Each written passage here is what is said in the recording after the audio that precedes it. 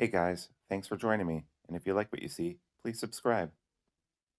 Hello, peoples! Welcome to Sharp Ends. Today I'm doing a review of this ultralight Bushcrafter from Bark River Knives. This thing has been surprisingly awesome to carry and use, and I am going to do a full review of it now. First, I'd like to thank my Patreon supporters. You guys are awesome. If you are watching this, if you could leave a comment, that really helps the channel, or like and subscribe, that would be awesome too. This is the smaller Bark River Knives. Bark River Knives, of course, is made in America. Um, and this is specifically one of the ones that is made for bushcraft work. And you can tell it's made for bushcraft because all of their specifically made bushcraft knives have this compass logo on it. Uh, Bark River in general have this very standard type handle shape, which works really well. As far as price goes, this base model with the aluminum pins and the matte, this isn't matte, this is the shiny canvas. This cost around $260, I want to say. There are some available still at DLT if you want to take a look at that after I'm done telling you about it. Now, this is a smaller bushcraft knife, and it works surprisingly well as a carpentry knife. By that I mean I've carved a lot with this.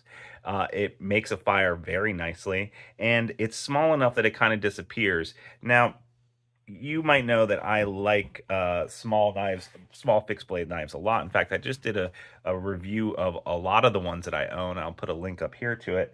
And this came out on top recently. I was surprised how much I like this. I have so many small fixed blade carries, and and it's hard for me to quantify exactly why I like it so much. One of the things that a small fixed blade carry has to have is a really awesome sheath. This doesn't have an awesome sheath. It only has a good sheath, but it's better than the other Bark River like unisex ones that they have, right? Like usually this is a Bark River sheath.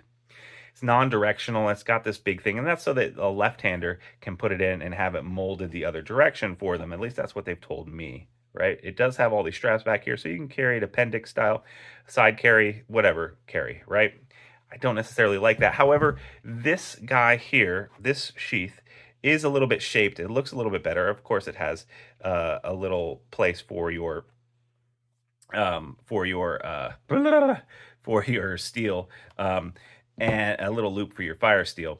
And it's got only one loop for your belt, so you can't appendix carry this. This is the type of knife that I might, eventually get a custom-made Kydex sheath for. I'm not going to right now. So this is a good sheath, not an excellent sheath, but still, I liked it a lot. Why is that? Well, it doesn't have a saber grind. It has a convex Scandi grind. It has a micro, what you would call like a micro convex grind. And what do I mean by convex? For those who don't know, a convex grind is a grind that doesn't have a secondary bevel. So it comes from the top here, from the crown or from the top, right? And it comes and it curves down.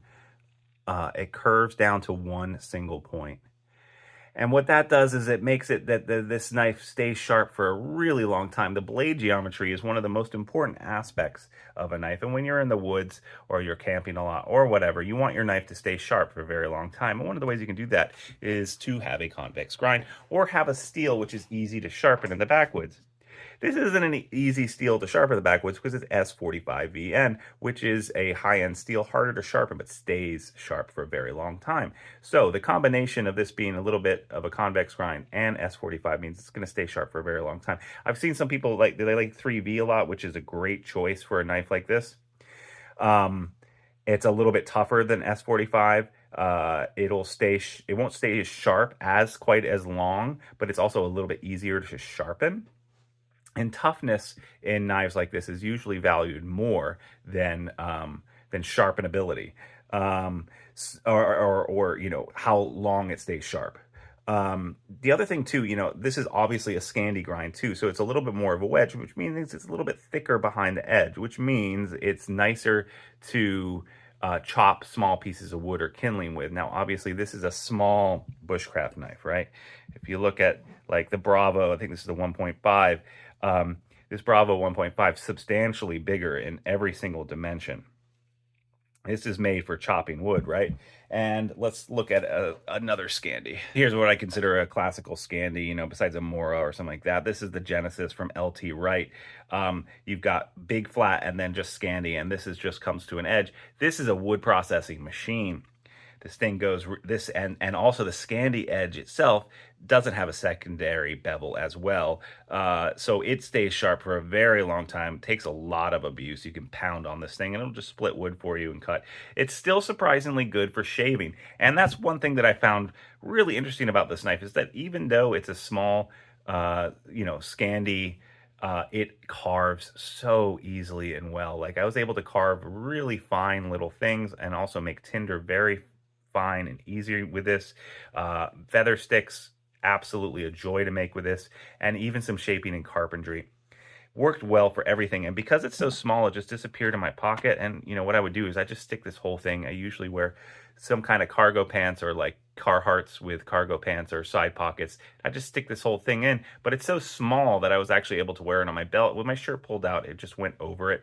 Don't necessarily like to advertise that I'm carrying a fixed blade when I'm going to the grocery store or something like that, so I usually just stick it in my pocket or wear it on my belt with my shirt all the way down. But regardless, this worked really surprisingly well.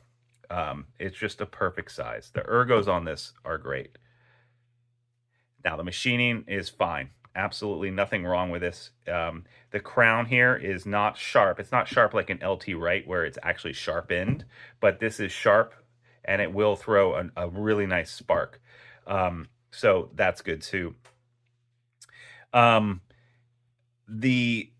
lanyard hole is a little bit big, but whatever. I think that for small fixed blade knives like this, it is good to have a lanyard hole on here, especially because I do some sailing and other things, and so it's nice to have, when you're going boating, to put a lanyard on here so that you can keep it secure, especially if you're climbing a mast or something like that. The ergos on this are good, even for a small knife. The bigger knives have basically the same kind of proportions on them. But this is a bigger knife, fits in my hand more like a hammer, fits really nicely with this little lump in the middle. This has a smaller lump in the middle, but still, I have really big hands. I can get a full 4-finger grip easily because of this little thumb thing right here, or this little knob in here locks into my finger. Even though this is a shiny finish, it doesn't feel slippery to me because the ergos are so good. It just locks into my hand. I've never had a problem with it getting out of my hand. People have said that Bark River several years ago were having quality control issues. I haven't seen any of that in the last 3 years. Every knife I've gotten from Bark River, and I've probably gotten about 10 in the last 2 years, none of them have had quality control issues that I have been able to find. If I had seen this in 3V, would I have gotten it in 3V instead of S45VN? I don't think so. I'm shocked, but now that I own this and I've been using it a long time and it's just stayed sharp and sharp and sharp, I like 3V a lot. I really do. But this has been doing an absolutely great job, and I like S45. It's one of my favorite folding pocket knife steels. And so to see it in this iteration as a small utility, general purpose, bushcraft type knife actually works surprisingly well. I'm not going to be beating on this knife. I don't need to baton with this.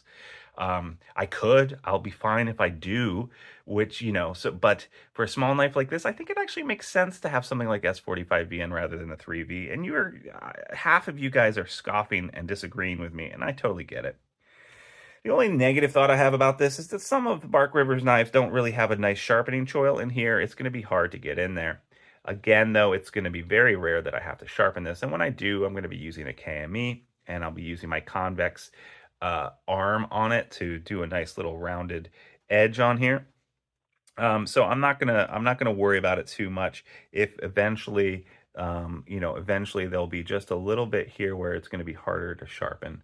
And in fact, you can kind of see where the person who hand sharpened this, they left just a little bit of extra material there. I don't know if you can see that. I don't think that was me. I haven't sharpened it. I've only stropped this once or twice. But yeah, and this is still, like I said, I've been using it, and I used it a lot on like a month-long trip I had where I was doing a lot of carpentry and bushcraft stuff. Use it a lot, and it's still razor sharp. Pretty sure it'll still shave my hair, no problem. So for the price and everything else, I think that this is a pretty good knife. It's not a screaming good deal, but for the quality and for the steel and for the materials and the machining and everything else, and the fact that it's American made, which is not something to poo-poo about, um, it's good. I can recommend this knife as a small, all-around general purpose knife. It is one of my favorite small fixed plates by far and away, so highly recommendable by me. What do you guys think about this guy? Have you tried this? Yeah, I mean, I've had comments on other videos that I've done of people saying that they absolutely love this knife. So I know that most of you probably think this is a great knife. Thanks so much for watching, guys. Like, subscribe, leave a comment. And if you want to get a chance to win a knife every single month, all you got to do is become part of my Patreon crew by following the link down below. And for $3 a month, you too could win a knife. Thanks so much, and I'll see you guys next time on Sharp Ends. Bye-bye now.